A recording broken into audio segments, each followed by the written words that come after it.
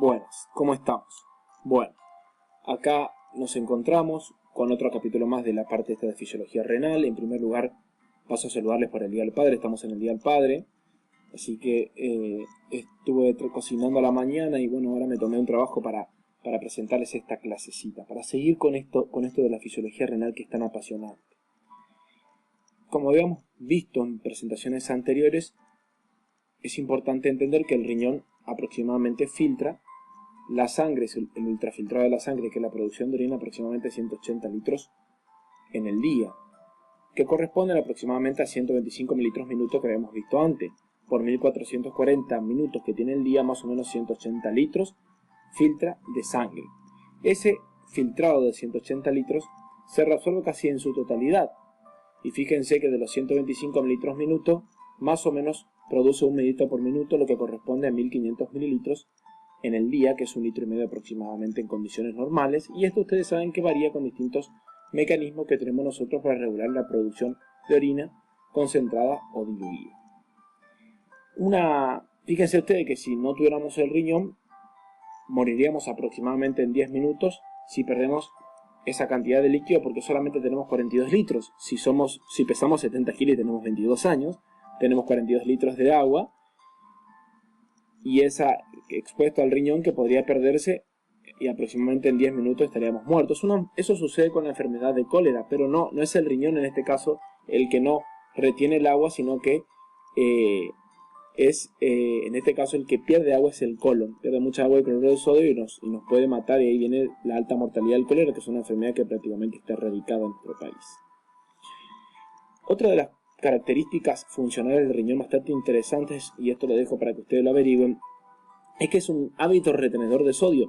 Vamos a ver nosotros a lo largo de toda esta última parte de la clase de fisiología renal que el riñón tiene muchos mecanismos para reabsorber el sodio. Y esto responde a años de adaptación filogenética, a partir de que nuestros antepasados no tenían sal.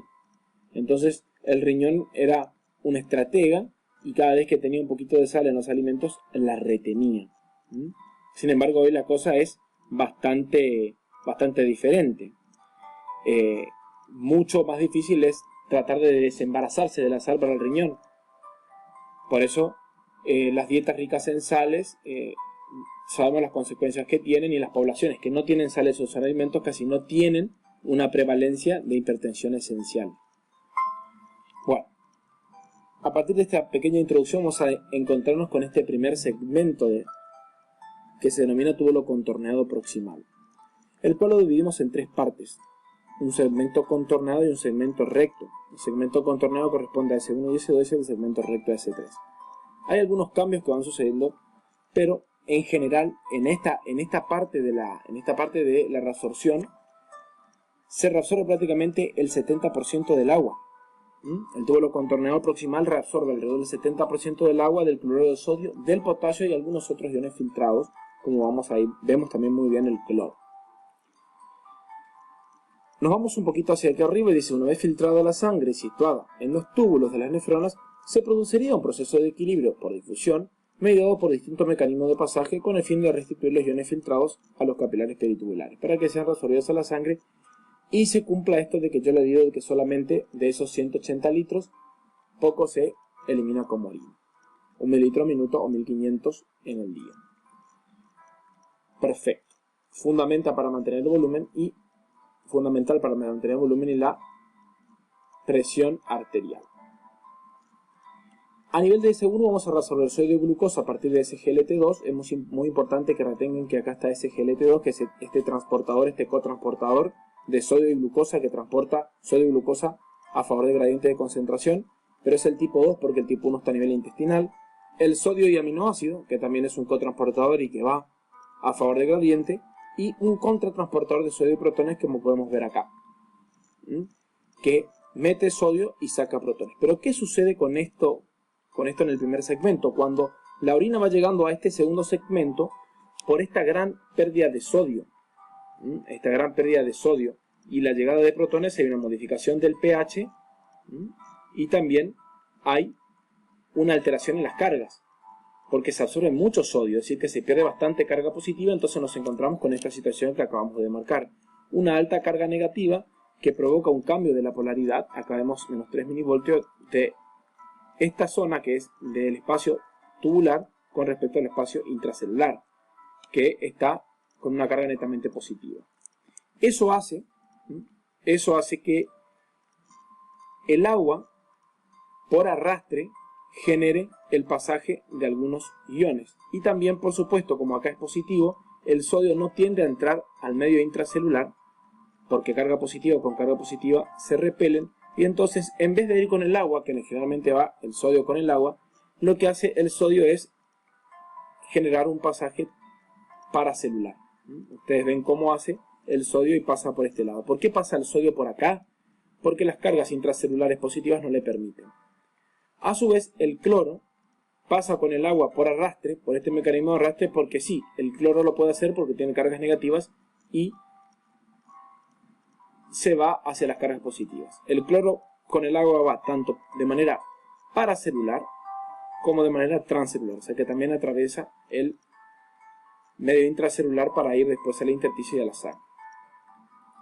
Leamos lo que dice en este recuadro que acabo de colocar. El líquido tubular llega a los segmentos distales del túbulo contorneado proximal, S2, sin glucosa, sin aminoácidos y con baja concentración de bicarbonato. ¿Por qué esta baja concentración de bicarbonato? Porque la salida de este protón por este contratransportador de sodio protones ha hecho que el bicarbonato vaya tamponando y vaya perdiendo concentración. Por eso hay menos 10.000 equivalentes en el espacio tubular, debido por supuesto a la presencia de protones secretados, como está detallado. ¿Se entiende hasta acá? Vamos bien. Vemos cómo hay un cambio. En esta zona S2 que atraviesa el túbulo contorneado, ya no tenemos casi sodio, glucosa, aminoácidos. Muchos protones, poco bicarbonato, todavía el agua está presente, pero ya a este nivel se reabsorbe a partir de la sacoprina 1, y el agua genera un mecanismo que se conoce como mecanismo de pasaje por arrastre. Es decir, lleva el agua, lleva diferentes solutos. Cuando nos vamos al segmento S3 o al S3, a la zona recta, ya las cargas cambian, porque aquí se vuelven a alterar las cargas. Se coloca positivo el líquido tubular y negativo nuevamente el intracelular. Lo que hace que ya el cloro se deje de reabsorber con la misma avidez con lo que hacía en el segmento S2, porque las cargas negativas no le permiten. Pero sí lo hace el sodio, y por eso encontramos otro transportador de sodio protones a este nivel, porque sí las cargas positivas del sodio ya traen con avidez el sodio hacia el medio intracelular. Posteriormente, en los tres segmentos, esto es importante, posteriormente en los tres segmentos, una vez que están tanto en el espacio intracelular como en el espacio intersticial, porque pasaron por este transporte paracelular, van a llegar a la sangre. El sodio va a llegar desde el medio intracelular al intersticio para pasar luego a la sangre a partir de la bomba de sodio y potasio, el cloro por un transportador de cloro, el agua por acuaporina 1. Todos estos elementos terminan pasando a la sangre y siendo reabsorbidos. Repito, el 70% del agua, del sodio y del cloro y del potasio filtrado son reabsorbidos a este nivel, a nivel del túbulo contorneado proximal.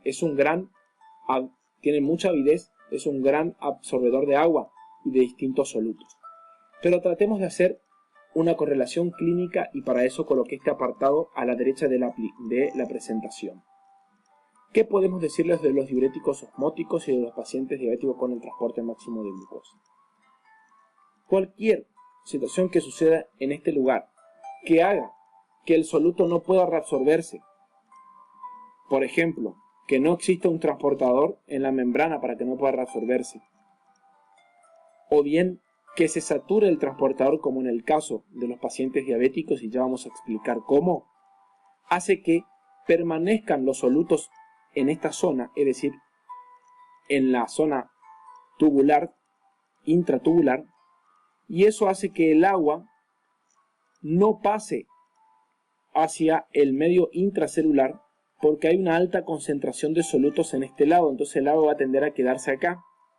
Eso va a alterar la absorción de agua y de diferentes solutos a lo largo de este segmento, que es muy importante porque absorbe el 70% del agua, y me va a generar a mí una mayor diuresis y una menor reabsorción de solutos y de agua. ¿Se entiende eso? ¿Qué sucede con los diuréticos osmóticos con manitol? Simple. El manitol llega a este segmento, llega a esta zona porque pasa hábilmente o hábilmente la membrana de filtración glomerular, llega al túbulo contorno proximal, no hay ningún transportador específico para él, genera un poder osmótico importante y no deja que se reabsorba el agua y ciertos solutos. ¿Qué pasa con los pacientes diabéticos? Existe lo que se conoce el umbral, lo habrán visto en la clase de cuando hablaron de insulina y si hicieron alguna aplicación clínica de diabetes, si no yo le explico acá, o en alguna clase, otra clase teórica de renal, en donde habrán visto que existe a nivel renal lo que se conoce como el umbral de glucosa o el umbral de transporte de glucosa a nivel renal. Es decir que es simplemente una concentración tal en sangre que luego pasa a orina y que satura los transportadores de sodio de glucosa. Como se ven sobresaturados, queda glucosa acá, pero no porque no exista un transportador como en el caso del manitol. No es eso. Lo que sucede es que hay demasiada glucosa y no puede ser transportada porque saturan los transportadores. Ese valor es aproximadamente de 200 miligramos por decilitro, con un transporte máximo de 375 miligramos por decilitro aproximadamente según la bibliografía. Independientemente de los números y de los valores de los cuales yo le estoy detallando, lo interesante es que se queda la glucosa acá y no puede reabsorberse, o queda el manitol acá y no puede reabsorberse. Eso genera un mayor poder osmótico a este nivel que hace que no se reabsorba agua ni los solutos, porque en el segmento S2 y en el segmento S3 ocurre lo que se conoce transporte por arrastre. ¿Qué es el transporte por arrastre? El agua arrastra de los distintos solutos, y si no pasa el agua porque hay un poder osmótico acá, no solamente no se reabsorbe el agua y genera orinas diluidas, sino que también genera orinas con presencia de alto contenido de iones, como el sodio y el cloro, catión y anión respectivamente. Entonces vamos a encontrar esos iones también en la orina, disminuyendo su reabsorción y generando en sangre una hiponatremia y una baja concentración de cloro, alterando también lo que se conoce como el anión gap, que en otro capítulo lo podremos ver cuando hablemos de medio interno. Bueno, espero no haberles llenado de información, vamos a parar, vamos a cortar el video acá y vamos a seguir después con los otros segmentos. Cualquier duda vayan viendo en el libro, vayan comentando el video y lo vamos a ir solucionando. Nos estamos viendo.